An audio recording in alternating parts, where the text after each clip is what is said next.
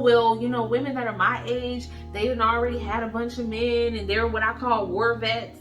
You know, like they've been through, you know, a whole bunch of stuff and they're difficult. You know what I mean? They're real difficult to deal with because they've been through so much trauma and drama with men. I get to them or whatever, they're just not salvageable, so to speak. I'm not going to say he's wrong on that. Now, well. I'm not gonna. I may not fall in the majority here. So here's why I say that I can't say he's entirely wrong. I'm not saying I agree with necessarily his reasoning, but I can say I can understand it. And here's why. Because when you're older,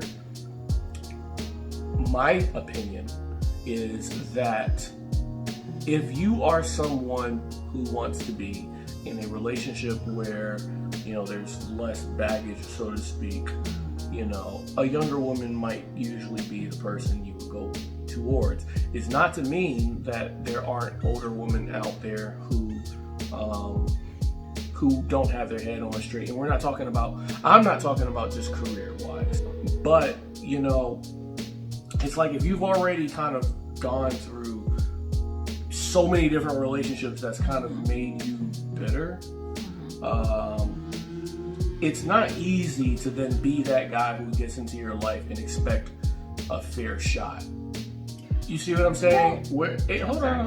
It's like if you get with someone who's younger, they may have had their experiences too, but they may not yet be hardened into that bitter way that another person might be at. Also, a lot of older women may already have children. And if you are a guy, you know, who's single and you don't have kids, you may want you're entitled to want someone who also may not have children. It's okay to be with someone who has children. You know, I'm someone who believes that, you know, being a woman with children doesn't make you any less valuable in certain people's eyes. You're valuable regardless of having children or not. We're going to get that out of the way. But some men prefer, just like how some women would prefer their spouse, if they are the one who's single, if you're a man or if you are a woman and you are single and you feel like you've worked really hard to get to where you're at and you've worked that hard because you've envisioned in your life a certain type of lifestyle, you have that right to then go and look for the person that may not have children as well. And you've made your personal life decisions to get to where you are.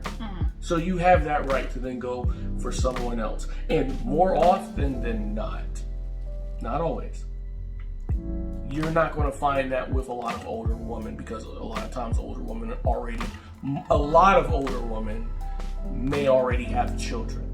And with that comes a level of responsibility and I don't want to use the word baggage because children are baggage. Yeah, no, children are not at all. But there's a certain level of responsibility and and expectation.